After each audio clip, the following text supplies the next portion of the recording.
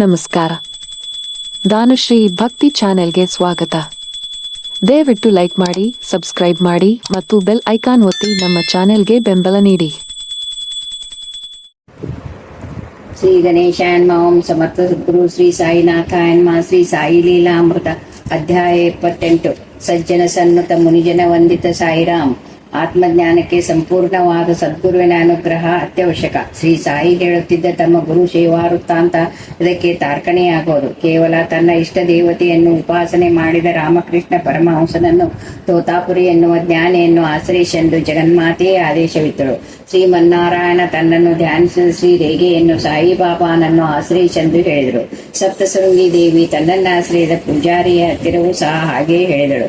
ಇದೇ ಪ್ರಕಾರ ಶ್ರೀಕೃಷ್ಣನೂ ಸಹ ಮುಮುಕ್ಷಗಳು ತತ್ವದರ್ಶಿಯಾದ ಮಹನೀಯರನ್ನು ಶರಣ ಹೊಂದಿ ಸೇವಿಸಬೇಕೆಂದು ಹೇಳಿದನು. ಈ ಪರಮ ರಹಸ್ಯವನ್ನೇ ರಮಣ ಮಹರ್ಷಿಯಂತಹ ಮಹನೀಯರು ಹೇಳಿದ್ದಾರೆ.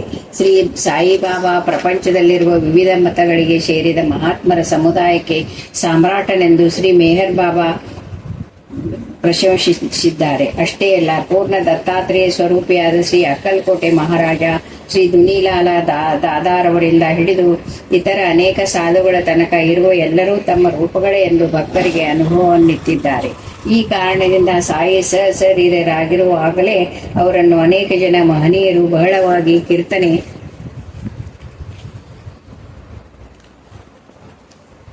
ಮಾಡಿದ್ದಾರೆ, ಗೌರವಿಸಿದ್ದಾರೆ ಎಂದು ನಾವು ಗಮನದಲ್ಲಿಟ್ಟುಕೊಳ್ಳಬೇಕಾದ ಅವಶ್ಯಕತೆ ಇದೆ.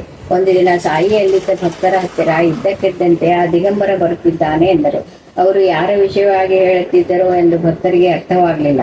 ಸ್ವಲ್ಪ ಹೊತ್ತಿಗೆ ಬುಟ್ಟಿಯ ಜೊತೆಗೂಡಿ ಶೇಗಾಂ ನಿವಾಸಿ ಶ್ರೀ ಗಜಾನನ್ ಮಹಾರಾಜ ಬಂದರು. ಅವರು ಮಸೀದಿಯನ್ನು ಪ್ರವೇಶಿಸದೆ ಅದರ ಮುಂದುಗಡೆಯೇ ಸ್ವಲ್ಪ ಹೊತ್ತು ಕುಳಿತಿದ್ದರು. ಒಬ್ಬರನ್ನೊಬ್ಬರು ನೋಡಿಯೂ ನೋಡದಂತೆ ಅವರಿಬ್ಬರು ಮೌನವಾಗಿ ಸ್ವಲ್ಪ ಹೊತ್ತು ಇದ್ದ ನಂತರ ಶ್ರೀ ಗಜಾನನ ಶಿರಡಿ ಬೀದಿಗಳಲ್ಲಿ ಸ್ವಲ್ಪ ಹೊತ್ತು ತಿರುಗಾಡಿ ಆಮೇಲೆ ಅಲ್ಲಿಂದ ಹೊರಟು ಹೋದರು. ಎಂದೂ ಯಾವ ಮಹನೀಯನ ದರ್ಶನಕ್ಕೂ ಹೋಗದ ಶ್ರೀ ಗಜಾನನ ಶಿರಡಿಗೆ ಬಂದದ್ದೇ ಅವರು ಶ್ರೀ ಸಾಯಿಗೆ ಅರ್ಪಿಸಿದ ನಮನಗಳು. ಹಾಗೆಯೇ ದುನಿವಾಲ ದಾದಾರವರಿಗೆ ಪ್ರಥಮ ಶಿಷ್ಯನು, ಆ ಗುರುಪೀಠಕ್ಕೆ ಉತ್ತರಾಧಿಕಾರಿಯೂ ಆದ ಛೋಟೆ ದಾದಾ ಎನ್ನುವ ಸಿದ್ಧ ಪುರುಷನು ಸಹ ಸಾಯಿ ದರ್ಶನಕ್ಕೆ ಕಾಕಾ ಸಾಹೇಬ್ ದೀಕ್ಷಿತನ ಜೊತೆ ಬಂದರು. ಆಗ ಸಾಯಿ ಕಣ್ಣು ಮುಚ್ಚಿಕೊಂಡು ಮೌನವಾಗಿ ಕುಳಿತುಕೊಂಡಿದ್ದರು. ಬಾಬಾನ ಎದುರುಗಡೆ ಅವರ ಬಲಭಾಗದಲ್ಲಿ ಛೋಟೆ ದಾದಾ ಸ್ವಲ್ಪ ಹೊತ್ತು ಮೌನವಾಗಿ ಅವರನ್ನೇ ನೋಡುತ್ತಾ ಕುಳಿತಿದ್ದು ನಂತರ ಹೊರಟು ಹೋದರು.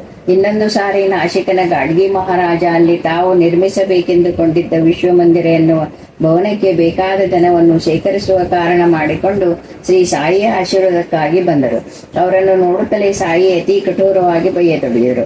ಆದರೆ ಗಾಡ್ಗಿ ಮಹಾರಾಜ ಅದನ್ನು ಕೇಳಿ ಪಕ್ಕಪಕ್ಕನೇ ನಕ್ಕರು. ಆಗ ಸಾಯಿಯೂ ಸಹ ನಗಲಾರಂಭಿಸಿದರು. ಆಮೇಲೆ ಬಹುಬೇಗನೆ ಅವರಿಗೆ ಬೇಕಾದ ನಿಧಿ ಸಂಗ್ರಹಣೆಯಾಯಿತು. ಶ್ರೀ ಅಕ್ಕಲಕೋಟೆ ಸ್ವಾಮಿ 1876ರಲ್ಲಿ ತಮ್ಮ ಭಕ್ತರನ್ನು ಸಾಯಿ ದರ್ಶನಕ್ಕೆ ಕಳುಹಿಸಿದ ವಿವರಗಳನ್ನು ಹಿಂದಿನ ಅಧ್ಯಾಯದಲ್ಲೇ ನೋಡಿದ್ದೇವೆ. ಶ್ರೀ ಸಾಯಿಗೆ ಸಮಕಾಲೀನರಾಗಿದ್ದ ಸಿದ್ಧ ಪುರುಷರಲ್ಲಿ ಒಬ್ಬರು ದೇವಗಾಂವ್ ನಿವಾಸಿಯಾದ ಮಾಧವನಾಥ್ ಮಹಾರಾಜರು. ಇವರು ಸಹ ಚೀಲಂ ಸೇರಿಸಿದ್ದರು. ಇವರು ಒಂದು ಸಾರಿ ಶಿರಡಿಗೆ ಬಂದು ಸಾಯಿಯನ್ನು ದರ್ಶಿಸಿದರು. ಅವರು ಹುಕ್ಕಾ ಸೇದುವನ್ನು ನೋಡುತ್ತಲೇ ಹುಕ್ಕಾ ಸೇದುವುದು ಹಾಗಲ್ಲ, ಅಜ್ಞಾನವನ್ನು ಹೊಗೆ ಸೊಪ್ಪಿಗೆ ಗುರುಭಕ್ತಿ ಎನ್ನುವ ಬೆಂಕಿಯನ್ನಿಟ್ಟು ಹುಕ್ಕವನ್ನೆಳೆದರೆ ನಮ್ಮಲ್ಲಿರುವ ಅಹಂಕಾರ ಆಕಾಶದಂತಿರುವ ಅನಂತವಾದ ಪರಮಾತ್ಮನಲ್ಲಿಗೆ ಎಗರಿ ಅವನಲ್ಲಿ ಲೀನವಾಗೋದು ಎಂದು ಹೇಳುತ್ತಾ ಶ್ರೀ ಮಾಧವನಾಥರ ಕೈಗೆ ಹೊಗೆ ಸೊಪ್ಪನ್ನು ಉಜ್ಜಿಕೊಟ್ಟರು. ಅದರಿಂದ ಅವರು ಬಹು ಸಂತುಷ್ಟರಾಗಿ ಸಾಯಿ ಅಪ್ಪನೆ ಪಡೆದು ಹೊರಟು ಹೋಗುತ್ತಾ ಭಕ್ತರ ಹತ್ತಿರ ಸಾಯಿ ಸಾಮಾನ್ಯ ಸತ್ಪುರುಷರೊಬ್ಬರೇ ಅಲ್ಲ, ಮಹನೀಯರೊಳಗೆಲ್ಲ ಕೊಹಿನೂರು ವಜ್ರದಂತವರು ಎಂದರು. ಇನ್ನೊಂದು ಸಾರಿ ಸಾಯಿ ಭಕ್ತರಿಗೆ 1923ರಲ್ಲಿ ಮಾಧವನಾಥನನ್ನು ದರ್ಶಿಸಿದಾಗ ಅವರು, ನೀನು ಸಾಯಿ ದರ್ಬಾರಿನವನು ಎಂದು ಹೇಳಿ ಮೊದಲು ಸಾಯಿಯನ್ನು ದರ್ಶಿಸಿದ ಸನ್ನಿವೇಶವನ್ನು ವಿವರವಾಗಿ ವರ್ಣಿಸಿ, ನಾನು ಆ ಸಮಯದಲ್ಲೇ ಅಲ್ಲೇ ಇದ್ದೆ ಎಂದರು. ಪಾಪಕ್ಷಯಕ್ಕೆ, ಸದ್ಗುರು ದರ್ಶನಕ್ಕೆ, ಸದ್ಗುರು ಕೃಪೆ ಪಡೆಯುವುದಕ್ಕೆ ಶ್ರೀ ಗುರುಚರಿತ್ರೆ ಸಾಟಿ ಇಲ್ಲದ ಸಾಧನವೆಂದು ಕುಶಾಭಾವಿಗೆ ಸಾಯಿ ಸೂಚಿಸಿದರು.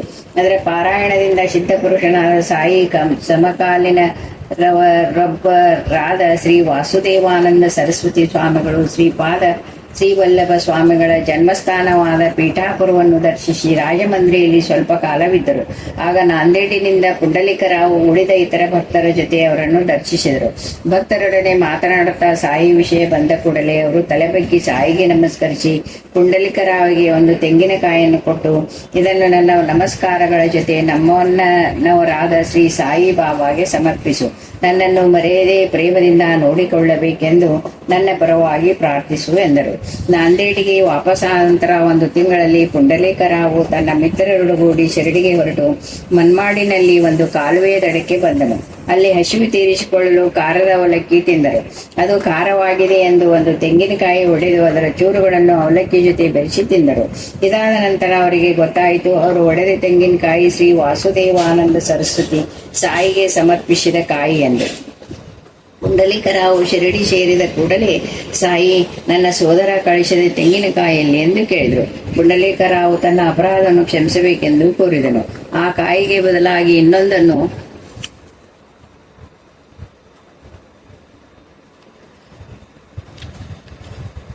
ಸಮರ್ಪಿಸುವೆನು ಎಂದ ಪುಂಡಲೀಕರಾವು. ಎಂದು ಪುಂಡಲೀಕರಾವು ಅಪ್ಪನೆ ಬೇಡಿದಾಗ ತನ್ನ ಸೋದರ ಕಳಿಸಿದ ಕಾಯಿಗೆ ಇನ್ನೊಂದು ಕಾಯಿ ಸರಿಸಮವಾಗುವುದಿಲ್ಲವೆಂದು ಹೇಳಿ ಸಾಯಿ ಆ ಭಕ್ತನನ್ನು ಕ್ಷಮಿಸಿ ಆಶೀರ್ವದಿಸಿದರು. ಅವರು ಶ್ರೀ ವಾಸುದೇವಾನಂದ ಸ್ವಾಮಿಗೂ ಪೂಜ್ಯರೇ. ವಾಸುದೇವಾನಂದರು ತಮ್ಮನ್ನು ದರ್ಶಿಸಿದ ಸಗುನಮೇರು ನಾಯಕನ ಹತ್ತಿರ, ನೀನೊಂದು ದೊಡ್ಡ ದರ್ಬಾರಿಗೆ ಸೇರಿದವನು, ಇನ್ನು ನಿನಗೆ ಹೇಳುವುದಾದರೂ ಏನಿದೆ ಎಂದು ಸಾಯಿಯನ್ನು ಪ್ರಶಂಸಿಸಿದರು. ಪರಿಪೂರ್ಣನಾದ ಯೋಗಿಗೋಸ್ಕರ ಅನ್ವೇಷಣೆ ಮಾಡುತ್ತಿದ್ದ ಉಪಾಸನೆ ಶಾಸ್ತ್ರಿ ಹತ್ತಿರ ರಾಹುರಿ ನಿವಾಸಿಯಾದ ಕುಲಕರ್ಣಿ ಎನ್ನುವ ಯೋಗಿ ಮಹೋನ್ನತ ಸ್ಥಿತಿಯಲ್ಲಿರುವ ನಿನ್ನನ್ನು ಉದ್ಧರಿಸಬಲ್ಲವರು ಶ್ರೀ ಶಿರಡಿ ಸಾಯಿನಾಥಾನೆ ಎಂದು ಪ್ರಶಂಸಿಸಿದರು. ಶಿರಡಿ ಗ್ರಾಮಸ್ಥರ ಹತ್ತಿರ ಗಂಗಗೀರ್ ಬಾಬಾ ಶ್ರೀ ಆನಂದನಾಥ್ ಮಹಾರಾಜರು ಸಾಯಿಯನ್ನು ಕುರಿತು ಎಷ್ಟು ಪ್ರಶಂಸನೆ ಮಾಡಿದರು ಎನ್ನುವುದನ್ನು ನಾವು ಈಗಾಗಲೇ ನೋಡಿದ್ದೇವೆ. ಠಾಕೂರ್ ಎನ್ನುವ ಉದ್ಯೋಗಿಯ ಹತ್ತಿರ ಕನ್ನಡ ಮಹಾತ್ಮ ಶ್ರೀ ಅಪ್ಪಗೌಡ ಸಾಯಿಯನ್ನು ಕುರಿತು ಇದೇ ರೀತಿ ಹೇಳಿದರಲ್ಲವೇ. ಶಿರಡಿಯಲ್ಲಿ 1 ಸಂವತ್ಸರ ವಾಸವಾಗಿದ್ದ ಶ್ರೀ ಮೇಹರ್ ಬಾಬು ಗುಪ್ತಾವ್ ಎನ್ನುವ ಭಕ್ತನ ಹತ್ತಿರ ಸಾಯಿಬಾಬಾ ಎಷ್ಟು ಉನ್ನತ ಮಟ್ಟದವರೆಂದು ತಿಳಿದುಕೊಳ್ಳುವುದು ನಿಮಗೆ ಸಾಧ್ಯ. ಆಧ್ಯಾತ್ಮಿಕ ಪೂರ್ಣತೆಯೇ ಆತನಾಗಿ ಪ್ರಕಾಶಿಸುತ್ತಿದೆ. ಅವರ ವಿಷಯ ನಿಮಗೆ ತಿಳಿದರೆ ಅವರು ಈ ಸೃಷ್ಟಿಗೆಲ್ಲಕ್ಕೂ ಗುರುವೆಂದು ನಿಮಗೆ ತಿಳಿಯುವುದು ಎಂದರು. ನಾಗ್ಪುರ್ ವಾಸಿಯಾದ ಹಜರತ್ ತಾಜುದ್ದೀನ್ ಬಾಬಾರವರ ದರ್ಶನಕ್ಕೆ ಬೂಟಿ ಹೋದಾಗ ಅವರ ಹತ್ತಿರ ಆತ, ಇಲ್ಲಿಗೆ ಬಂದೆ, ನಿನ್ನ ಗುರು ಶಿರಡಿಯಲ್ಲಿದ್ದಾನೆ, ನಿನ್ನ ವಿಷಯದಲ್ಲಿ ಕೈ ಹಾಕಲು ನಾನ್ಯಾರು, ಸಾಧ್ಯವಾದಷ್ಟು ಬೇಗ ಅಲ್ಲಿಗೆ ಹೋಗುವೆಂದರು. ತಮ್ಮ ದರ್ಶನಕ್ಕೆ ಬರಲಾಗದ ಸಾಧು ಪುಂಗವರೆಲ್ಲರಿಗೂ ಅವರವರ ಸ್ವಸ್ಥಳದಲ್ಲಿಯೇ ಶ್ರೀ ಸಾಯಿ ತಮ್ಮ ದರ್ಶನವನ್ನು ಅನುಗ್ರಹಿಸಿದರು. 1914ರಲ್ಲಿ ನಾಂದೇಡ್ ಸಮೀಪದಲ್ಲಿ ವಾಸಿಸುತ್ತಿದ್ದ ದಾಜಿ ಮಹಾರಾಜರನ್ನು ಟೋಸಕ್ ದರ್ಶಿಸಿದನು. ಆಗ ಅವರು ನಿನ್ನೆ ಮಾರುತಿ ರೂಪದಲ್ಲಿ ಸಾಯಿಬಾಬಾ ಇಲ್ಲಿಗೆ ಬಂದಿದ್ದರು. ಆಗ ಗುಡುಗಿನಂತಹ ಶಬ್ದವಾಯಿತು ಎಂದರು. ಮಹಾಸಮಾಧಿಯಾದ ನಂತರವೂ ಸಹ ಶ್ರೀ ಸಾಯಿ ಮಹಾಪುರುಷರೆಲ್ಲರಿಗೂ ಸಾಮ್ರಾಟರಾಗಿಯೇ ಮುಂದುವರಿಯುತ್ತಿದ್ದಾರೆ. ಅವರ ಚರಿತ್ರೆ, ಅವರ ಆದೇಶದ ಶ್ರೀ ಗುರು ಚರಿತ್ರೆ ಪಾರಾಯಣ ಮಾಡಿ ಅವರ ಕೃಪೆಗೆ ಪಾತ್ರರಾದವರಿಗೆ ಇತರ ಮಹನೀಯರ ಕೃಪೆ ಅವ್ಯಾಜವಾಗಿ ಲಭಿಸುತ್ತದೆ. ದಾಸಗನು 1918 ನಾಂದೇಡ್ ಹತ್ತಿರ ತಪಸ್ಸು ಮಾಡುತ್ತಿದ್ದ ಒಬ್ಬ ಬ್ರಹ್ಮಚಾರಿಯ ದರ್ಶನಕ್ಕೆ 3 ಸಾರಿ ಹೋದನು. ಅವರು ದರ್ಶನ ದಯಪಾಲಿಸಲಿಲ್ಲ. ದಾಸಗನು ಖಿನ್ನನಾಗಿ ಇನ್ನೊಬ್ಬರ ಹತ್ತಿರ ಭಿಕ್ಷೆ ಕಳಿಸಿದಾಗ ಅವರು ಅದನ್ನು ಸ್ವೀಕರಿಸಿದರು. ಸಂತೋಷಪಟ್ಟವನಾಗಿ ಅವರನ್ನು ಪುನಃ ದರ್ಶಿಸಿದನು ದಾಸಗನು.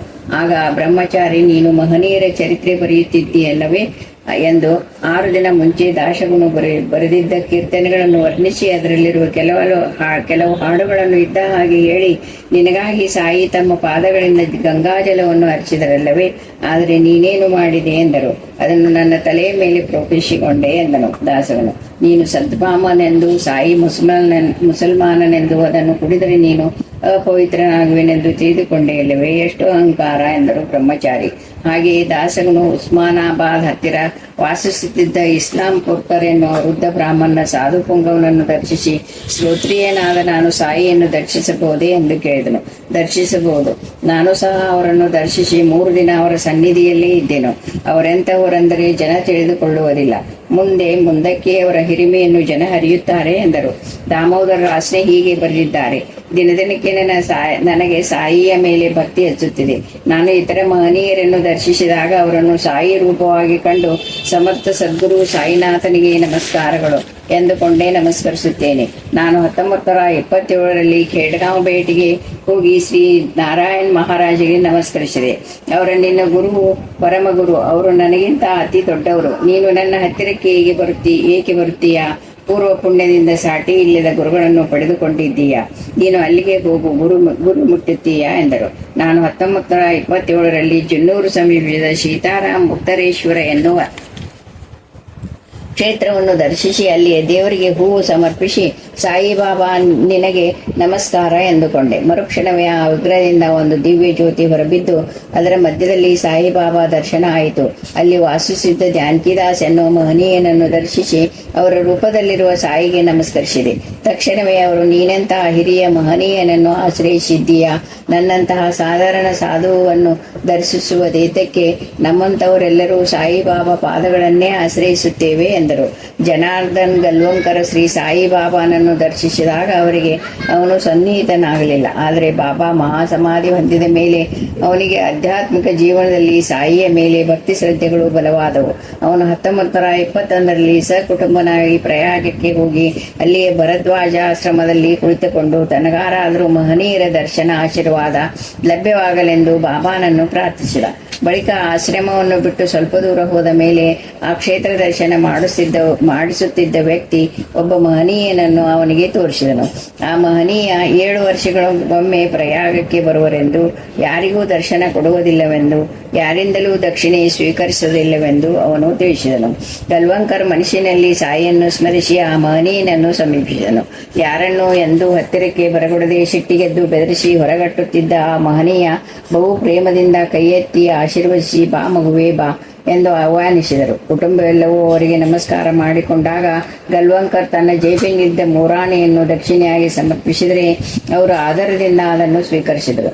ಇದೇ ರೀತಿ ರೇಗಿ ಎನ್ನುವ ಸಾಯಿ ಭಕ್ತ ಹಜ್ರತ್ ಅಜಾವುದ್ದೀನ್ ಬಾಬಾ ದರ್ಶನಕ್ಕೆ ನಾಗ್ಪುರಕ್ಕೆ ಹೋದನು. ಆ ದಿನಗಳಲ್ಲಿ ಹಜ್ರತ್ ರವರು ರಾಜನ ಅಂತಃಪುರದಲ್ಲಿ ವಾಸಿಸುತ್ತಿದ್ದರಿಂದ ಅವರ ದರ್ಶನ ಲಭಿಸುವುದು ಕಷ್ಟಕರವಾಗಿದ್ದಿತು. ಇದರ ಜೊತೆಗೆ ಸಹಸ್ರಾರು ಜನ ರಾಜಭವನದ ಮಂದಿರದ ತೋಟದಲ್ಲಿ ಅವರ ದರ್ಶನಕ್ಕೆ ಕಾದುಕೊಂಡಿದ್ದಾರೆ. ಅಲ್ಲದೆ ಅಂದು ಸಾಯಂಕಾಲದ 4 ಗಂಟೆ ರೈಲಿಗೆ ರೇಗೆ ಹೋಗಬೇಕಾಗಿದ್ದಿತು. ಆದ್ದರಿಂದ ಅವನು ಸುಮಾರು 3 ಗಂಟೆಯ ತನಕ ಮಾತ್ರವೇ ದರ್ಶನಕ್ಕಾಗಿ ಕಾಯಬಲ್ಲವನಾಗಿದ್ದನು. ಆದರೆ ಆ ಸಮಯಕ್ಕೆ ಕೆಲವೇ ನಿಮಿಷಗಳಿರುವಾಗ ಒಬ್ಬ ಭಕ್ತ ಬಂದು ರೇಗೆಯನ್ನು ತಾಜುದ್ದೀನ್ ಬಾಬಾ ಪ್ರತ್ಯೇಕವಾಗಿ ಕರೆತರುವಂತೆ ಹೇಳಿರುವರೆಂದು ತಿಳಿಸಿ ದರ್ಶನಕ್ಕೆ ಕರೆದುಕೊಂಡು ಹೋದನು. ರೇಗೆ ತೃಪ್ತಿಯಾಗಿ ಅವರನ್ನು 10 ನಿಮಿಷಗಳ ಕಾಲ ದರ್ಶಿಸಿ ಅವರ ಆಶೀರ್ವಾದ ಪಡೆದನು. ಸ್ವಲ್ಪ ದಿನಗಳಾದ ಮೇಲೆ ಶ್ರೀ ಶಿಲಾನಾಥ ಮಹಾರಾಜ ಆ ಪ್ರಾಂತಕ್ಕೆ ಬಂದಿದ್ದಾರೆಂದು ತಿಳಿದು ರೇಗೆ ಅವರ ದರ್ಶನ ಪಡೆದು ಅವರನ್ನು ತನ್ನ ಮನೆಗೆ ಆಹ್ವಾನಿಸಿದ. ಅವರು ರೇಗೆ ಮನೆಗೆ ಹೋದ ತಕ್ಷಣವೇ ಅಲ್ಲಿದ್ದ ಸಾಯಿ ಪಟಕ್ಕೆ ನಮಸ್ಕರಿಸಿದರು. ರೇಗೆ ಕೊಟ್ಟ ಸ್ವಲ್ಪ ಟೀ ಕುಡಿದು ಮಿಕ್ಕಿದ್ದನ್ನು ಪ್ರಸಾದವಾಗಿ ಅವನಿಗಿತ್ತರು. ಇನ್ನೊಂದು ಸಾರಿ ಸಾಯಿ ಖೇಡಾ ನಿವಾಸಿಯಾದ ಶ್ರೀ ಕೇಶವಾನಂದಜಿಯನ್ನು, ಪುಣೆ ನಿವಾಸಿಯಾದ ಹಜರತ್ ಬಾಬಾ ಜಾನ್ ಎನ್ನುವ ಸಿದ್ಧಳನ್ನು ಕೂಡ ದರ್ಶಿಸಿದ ರೇಗೆ ಈ ಇಬ್ಬರು ಮಹಾತ್ಮರು ರೇಗೆಯನ್ನು ನೋಡುತ್ತಲೇ, ನೀನು ಸಾಯಿಬಾಬಾ ದರ್ಬಾರಿಗೆ ಸೇರಿದವನು ಎಂದು ಆದರ್ಶಿಸಿದರು. ಗಣೇಶ್ಪುರಿಯ ಶ್ರೀ ನಿತ್ಯಾನಂದ ಸ್ವಾಮಿ ಶಿಷ್ಯರು, ಸಿದ್ಧಕೂಟ ಸ್ಥಾಪಕರು ಆದ ಶ್ರೀ ಮುಕ್ತಾನಂದ ಪರಮಹಂಸ ಹೀಗೆ ಬರೆದಿರುತ್ತಾರೆ: ನನ್ನ ಸದ್ಗುರುವಾದ ನಿತ್ಯಾನಂದರು ಸಾಯಿಬಾಬಾ ಬೇರೆ ಅಲ್ಲವೆಂದು ನನ್ನ ಭಾವನೆ. ನಾನು ನಮ್ಮ ದೇಶದಲ್ಲಿರುವಾಗ ಪ್ರತಿ ಸಂವತ್ಸರವೂ ತಪ್ಪದೇ ಶಿರಡಿ ದರ್ಶನವನ್ನು ಒಂದು ಸಾರಿಯಾದರೂ ಮಾಡುತ್ತೇನೆ. ಪ್ರಪಂಚ ಪರ್ಯಟನೆ ಮಾಡುವಾಗ ಸಾವಿರಾರು ಸಾಯಿ ಭಾವಚಿತ್ರಗಳನ್ನು ಹಂಚಿದ್ದೇನೆ. ಪುಣೆಯ ಒಂದು ಕುಟುಂಬ ಈ ಕಡೆ ಸಾಯಿಬಾಬಾ, ಆ ಕಡೆ ಕಾಕಾ ಮಹಾರಾಜರ ಭಕ್ತರು. ಒಂದು ಸಾರಿ ರಘುನಾಥ್ ಕಾಕಾ ಮಹಾರಾಜರನ್ನು ತಮ್ಮ ಮನೆಗೆ ಬಂದು ಕೆಲವು ದಿನಗಳಿರಬೇಕೆಂದು ಬೇಡಿಕೊಂಡನು. ಆದರೆ ಅವರು ಅಂಗೀಕರಿಸಲಿಲ್ಲ. ಆಗ ಅವರು ಸಾಯಿಯನ್ನು ದರ್ಶಿಸಿದಾಗ ಅವರು, ಚಿಂತಿಸಬೇಡಿ, ಕಾಕಾ ಮಹಾರಾಜರು ನಿಮ್ಮ ಮನೆಗೆ ಬರುತ್ತಾರೆ. 1 ದಿನವಲ್ಲ 3 ದಿನಗಳು ಇರುತ್ತಾರೆ ಎಂದು ಆಶೀರ್ವದಿಸಿದರು. ಆ ತರುವಾಯ ಆಶ್ಚರ್ಯಕರವಾಗಿ ಶ್ರೀ ಕಾಕಾ ಮಹಾರಾಜರು ಹಾಗೆಯೇ ಮಾಡಿದರು. ಸಾಯಿ ಆಜ್ಞೆ ಮಹನೀಯರಿಗೂ ಕೂಡ ಶಿರೋಧಾರವೇ. ಶ್ರೀ ಮಾಧವನಾಥ್ ಮಹಾರಾಜ ಇಂದೂರಿನಲ್ಲಿ ಅನೇಕ ಜನರನ್ನು ಭಕ್ತಿ ಮಾರ್ಗದಲ್ಲಿ ನಡೆಸಿದ ಮಹನೀಯರು. ಇವರಿಗೆ ಬಾಬಾ ಮೇಲೆ ತುಂಬಾ ಭಕ್ತಿ ಶ್ರದ್ಧೆಗಳಿದ್ದವು. ಬಾಬಾ ಸಾಹೇಬ್ ರೇಗೆ ಒಂದು ಸಾರಿ ಇವರನ್ನು ದರ್ಶಿಸಿ ತಿರುಗಿ ಪುಣೆಗೆ ಹೋಗುತ್ತಿದ್ದರೆ ಅವನಿಗೆ ಹೀಗೆಂದು ನುಡಿದರು: ನೀನು ಮೊದಲು ಶಿರಡಿ ದರ್ಶಿಸಿ ಆಮೇಲೆ ಮನೆಗೆ ಹೋಗು. ಈ ಕಾಗದ ಬಾಬಾಗೆ ಕೊಡು. ಆ ಕಾಗದದಲ್ಲಿ ದೇವಿ ಸಾಕ್ಷಾತ್ಕಾರ ಮೊದಲಾದ ವಿಷಯಗಳನೇಕವನ್ನು ಅವರು ಬರೆದಿದ್ದರು. ರೇಗೆ ಶಿರಡಿಗೆ ಹೋಗುವ ಹೊತ್ತಿಗೆ ಅರ್ಧರಾತ್ರಿ ಆದ್ದರಿಂದ ಸಮಾಧಿ ಮಂದಿರದ ಬಾಗಿಲು ಹಾಕಿದ್ದಿತ್ತು. ಏನು ಮಾಡಬೇಕೋ ತೋಚದೆ ಆ ಕಾಗದವನ್ನು ಒಂದು ಕಿಟಕಿಯಲ್ಲಿಟ್ಟು ಅಲ್ಲಿಯೇ ನಿಂತಿದ್ದನು. ಆಶ್ಚರ್ಯವೇನೆಂದರೆ ಅವನು ನೋಡುತ್ತಿದ್ದಂತೆ ಅವನ ಕಣ್ಣೆದುರಿಗೆ ದೃಶ್ಯವೆಲ್ಲವೂ ಬದಲಾಯಿಸಿತು. ಅವನ ಎದುರಿಗೆ ಬಾಬಾ ಸಮಾಧಿ ಇದೆ. ಅದರ ಮೇಲಿನ ಸೊಳ್ಳೆ ಪರದೆ ಪಕ್ಕಕ್ಕೆ ಸರಿದಿದೆ. ಬಲಭಾಗದಲ್ಲಿ ತಾನು, ಎಡಭಾಗದಲ್ಲಿ ಒಂದು ದೊಡ್ಡ ಹುಲಿ ಇದೆ. ಇದು ಕೂಡ ಮರುಕ್ಷಣವೇ ಎಡಪಕ್ಕದಲ್ಲಿ ತನ್ನ ಬದಲು ದೇವಿಯ ಮೂರ್ತಿ ಇದೆ. ಅದು ನೋಡಿದ ಕೂಡಲೇ ಮಾಧವನಾಥರು ಬರೆದ ಕಾಗದದ ವಿಷಯ ಗುರ್ತಿಗೆ ಬಂದಿತು. ಸೊಳ್ಳೆ ಪರದೆಯೊಳಗೆ ಬಾಬಾ ಚೀಲಂ ಸೇದುತ್ತಾ ಕುಳಿತಿದ್ದಾರೆ. ಅವರೆದುರಿಗೆ ಮಾಧವನಾಥರು ಕುಳಿತುಕೊಂಡು ವಿಚಿತ್ರ ಪಾರವಶ್ಯರಾಗಿ ಹಾಗೆ ಹೀಗೆ ತೂಗಾಡುತ್ತಿದ್ದಾರೆ. ಈ ದೃಶ್ಯ ಬಹುಕಾಲ ಮುಂದುವರಿಯಿತು. ಅದು ಸ್ವಪ್ನವಿರಬೇಕೆಂದು ರೇಗೆ ಶಂಕಿಸಿದ. ನೋಡಿದರೆ ಎಚ್ಚರವಾಗಿಯೇ ಇದೆ. ಆ ಕಾಗದದ ಮುಖಾಂತರ ಮಾಧವನಾಥರು ಸೂಕ್ಷ್ಮ ರೂಪದಲ್ಲಿ ಸಾಯಿಯನ್ನು ದರ್ಶಿಸಿದರು.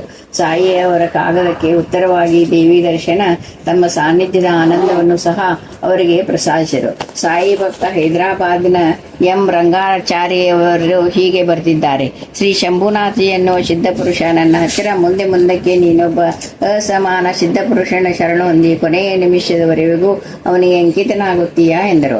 ಹಾಗೆಯೇ 1-2 ವರ್ಷಗಳಲ್ಲಿ ನಾನು ಬಾಬಾನನ್ನು ಆಶ್ರಯಿಸಿದೆ. ಆಮೇಲೆ 1940ರಲ್ಲಿ ಶ್ರೀ ಸ್ವಾಮಿ ರಾಮದಾಸ್ ಕನ್ವಡ್ಗಢ್ ಅವರು ನಿಧಿಗಳಿಗೆ ನಿಧಿಯಾದ ಮಹಾತ್ಮನನ್ನು ಆಶ್ರಯಿಸಿದ್ದೀಯಾ, ಎಂದಿಗೂ ಅವನನ್ನು ಬಿಡಬೇಡ ಎಂದರು.